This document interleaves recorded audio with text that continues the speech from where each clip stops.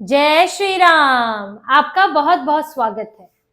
बिहार चुनाव में सिर्फ कांग्रेस ही धराशायी नहीं हुई है, बल्कि इस चुनाव में राहुल गांधी का पूरा वो आइडिया जिससे वो लोकसभा चुनाव जीतना चाह रहे हैं, वो पूरा आइडिया ही धराशायी हो गया है, बर्बाद हो गया है। और अब कांग्रेस के अंदर ही राहुल गांधी के इस आइडिया पर सवाल उठने लगे हैं। और ये है वोट चोरी का मुद्दा, जो राहुल गांधी उठाकर बिहार चुनाव जीतना चाहते थे और कल को लोकसभा चुनाव, लेकिन वो मुद्दा उठते ही खत्म हो चुका है। और इससे सिर्फ कांग्रेस को ही नहीं, बल्कि गठबंधन दलों को भी जबरदस्त नुकसान हुआ है। ये बिहार चुनाव के जो नतीजे आए हैं, उसके बाद राहुल गांधी इन्हीं चीजों से बचते फिर रहे हैं कि उनके आइडिया पर, वोट चोरी के मुद्दे पर सवाल उठेंगे। इससे आजकल वो भागते फिर रहे हैं कि अब इस घोर बेइज्जती के बाद कैसे सामना करें, किनसे मिल रहे हैं। वही अपनी कोर टीम के इनके लोग, मल्लिकार्जुन खड़गे, अजय माकन, केसी वेणुगोपाल, अभी मीटिंग की थी, मल्लिकार्जुन खड़गे से मिलने गए थे। उसमें कृष्ण अल्लवरू भी थे उस मीटिंग में। और कृष्ण अल्लवरू को तो अभी इस्तीफे की मांग हो रही है कि बिहार में इनकी प्रदेश इकाई में कृष्ण अल्लवरू को हटाने के लिए पुरजोर तरीके से मांग की जा रही है। और राहुल गांधी बैठकों में लेकर घूम रहे हैं। क्यों इन लोगों के साथ घूम रहे हैं? क्योंकि ये सर वाले लोग हैं और राहुल गांधी पर सवाल नहीं उठा सकते, कमियां नहीं गिना सकते। जो कर रहे हैं बढ़िया कर रहे हैं, यही बोलने वाले हैं राहुल गांधी से। इसलिए राहुल गांधी इन्हीं लोगों से मिले और जब लौटे, मीडिया का सामना हुआ तो वहां से भाग लिए। मीडिया से नजर नहीं मिलाई, एक बयान नहीं दिया। किसने बयान दिया? केसी वेणुगोपाल ने।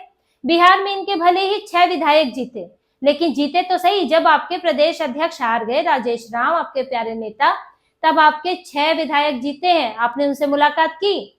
राहुल गांधी को मुलाकात करनी चाहिए थी, राजेश राम, इन लोगों के साथ बैठक करनी चाहिए थी, लेकिन नहीं। राहुल गांधी दिल्ली से निकल नहीं रहे। वैसे भी वो पहले विदेश चले गए थे, इस तरह की खबरें थी, जिसका कांग्रेस ने खंडन किया नहीं। मस्कट वगैरह जाने तक का आरोप लग रहा था। बीजेपी कह रही थी कि चुनाव बाद फिर चले गए हैं आराम करने के लिए, वोटिंग के बाद। लेकिन जब आए तो उसके बाद इन्होंने अभी तक बिहार के नेताओं से मुलाकात करके बात नहीं की है, क्योंकि अब डर लग रहा है कि सवाल उठेंगे तो आइडिया पर भी सवाल उठेंगे। और इनके मिलने न मिलने से कुछ होता नहीं है। वैसे कांग्रेस में इस वक्त 2 फाड़ तो हो ही चुके हैं। कई नेता सवाल उठा रहे हैं और इस्तीफे हो रहे हैं। पहला इस्तीफा तो शकील अहमद, जो इनके पूर्व नेता हैं, वरिष्ठ नेता, पूर्व सांसद रहे हैं, उन्होंने दे दिया। मतदान के बाद ही इस्तीफा दे दिया था कि कांग्रेस में सम्मान नहीं मिलता, हमें अपने लिए टिकट नहीं चाहिए। और उन्होंने कहा, मैं तो अपने परिवार के लिए भी नहीं मांग रहा हूं, लेकिन मुझे सम्मान की जरूरत थी जो कांग्रेस में मिलता नहीं है, इसलिए मैं इस्तीफा दे रहा हूं। मुंगेर से इनकी युवा इकाई के जिला उपाध्यक्ष हैं प्रणव कुमार, वो भी यही बात बोल रहे हैं। यानी कि एक वरिष्ठ नेता और एक कनिष्ठ नेता, दोनों सीनियर से लेकर जूनियर एक ही बात बोल रहे हैं कि कांग्रेस में संघर्षरत कार्यकर्ताओं को मौका नहीं मिलता है। प्रणव कुमार ने बोला है कि निष्ठावान नेता कार्यकर्ता जो है, वो उनका मनोबल गिर जाता है और कांग्रेस में सुनने वाला कोई नहीं है। सुनी किसकी जाती है? जो राहुल गांधी के इर्द गिर्द घूमते हैं, कन्हैया कुमार जैसे लोग। कन्हैया कुमार भी इनकी इसी कोर टीम का हिस्सा है। लेकिन हुआ क्या?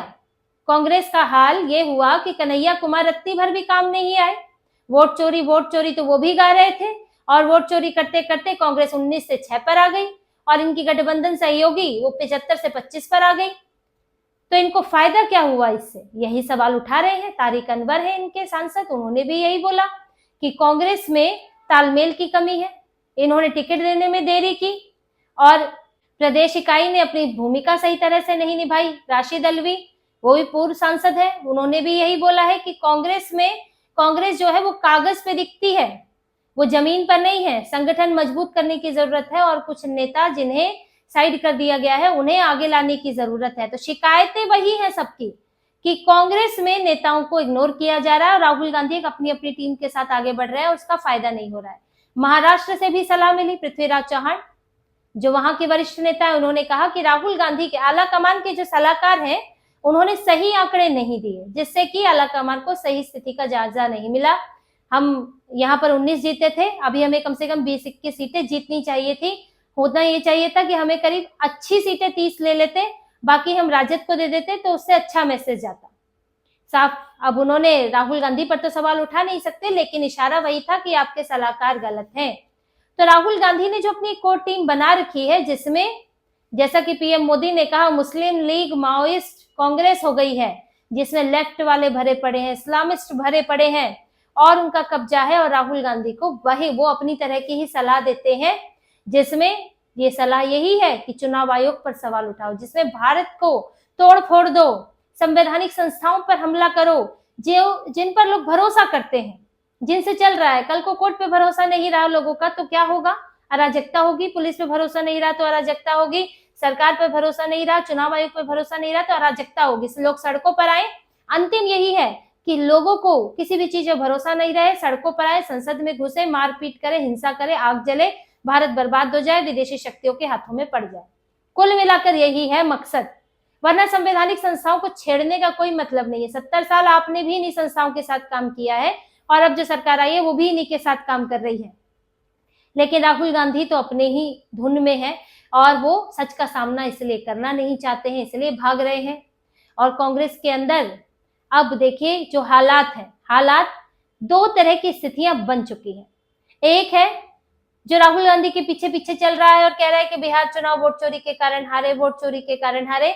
और एक दूसरा है जो कह रहा है कि असली कारणों पर गौर करो, समस्याओं को नहीं पहचानोगे तो समाधान कैसे करोगे? बीमारी पकड़ ही नहीं पा रहे हो और आप इलाज कैसे करोगे? कुछ और बीमारी बता रहे हो जो कि बीमारी है नहीं, भ्रम है। तो इससे आपके संगठन में क्या सुधार होगा? अखिलेश सिंह बिहार के पूर्व अध्यक्ष हैं, उन्होंने भी ये बात मानी कि भाई हमसे गड़बड़ियां हुई है, टिकट बंटवारा सही समय पर नहीं हुआ, प्रदेश के नेताओं को छोड़कर बाहरी नेताओं की जिम्मेदारी डाल दी। अब उनका इशारा तो कृष्ण लघु रूप की तरफ था।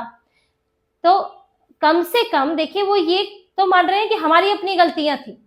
आप चुनाव हारे हो तो कोई तो गलती आपकी होगी। भाजपा चुनाव हारी थी, भाजपा को कम सीटें आई 2024 में, उम्मीद के मुताबिक सीटें नहीं आई, तो भाजपा ने भी तो माना कि हमारी गड़बड़ियां हो गई होंगी। ये थोड़ी कहा कि कहीं कुछ वोटिंग में गड़बड़ी की, कांग्रेस ने कुछ ऐसा कर दिया, अपने राज्य जहां कांग्रेस के अपने राज्य हैं वहां पर वोटिंग में गड़बड़ी कर दी, कर्नाटक में गड़बड़ी कर दी, ऐसा थोड़ी बीजेपी ने कहा या कोई और पार्टी कह रही थी। जिसको कम सीटें आई है वो कहेगा भाई हम आत्ममंथन करेंगे, हम देखेंगे। अब हरियाणा में तो इन्होंने कहा था कि आत्ममंथन करेंगे, लेकिन अब कह रहे हैं वोट चोरी से हारे, और चुनाव वाले दिन, नतीजों वाले दिन कह रहे थे ईवीएम से हारे। लेकिन इनकी बैठकों में निकल के आया है कि गुटबाजी से, आपसी झगड़े से, इससे हार हुई है, जाट केंद्रित राजनीति से हार हुई है इनकी। लेकिन अब इन्होंने अपने कार्यकर्ताओं के मन में क्या डाल दिया है कि नहीं हम तो वोट चोरी से हारे, हुड्डा भी लगे हुए नारेबाजी करने, भीड़ इकट्ठा करने के लिए।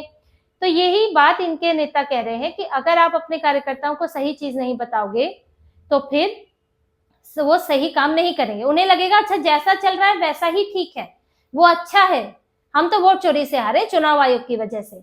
आपकी कोर टीम क्या बात करती है, आपके 4 लोगों की बैठक में क्या तय होता है, वो नीचे कार्यकर्ता को नहीं पता होता है। आप ये लोग तो अपनी बैठक में मानते हैं, अपनी कमियां भी मानते हैं, जानते हैं कि गड़बड़ क्या है, लेकिन अपने आप नीचे तो आप यही कहते हैं कि नहीं वोट चोरी से हार रहे हैं।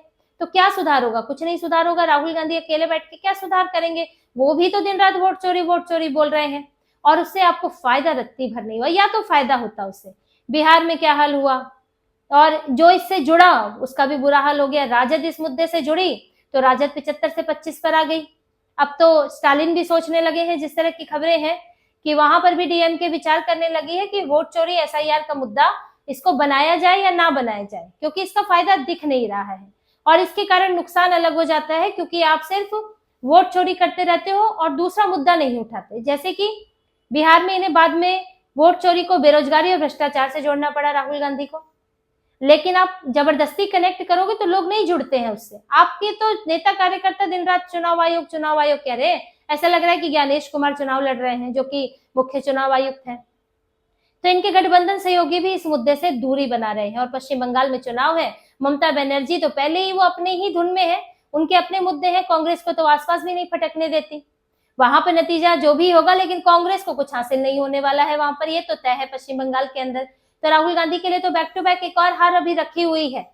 तो कांग्रेस में जो लड़ाई चल रही है उसका नतीजा तो अभी और भयानक हो सकता है, अभी और इस्तीफे आ सकते हैं। तो शुरुआत हुई है और इसमें इसका भी कोई पक्का नहीं है कि जो 6 विधायक जीते हैं वो रहेंगे कांग्रेस के में ही, हो सकता है कि पाला बदल ले, सब अपना सुरक्षित रास्ता खोजते हैं।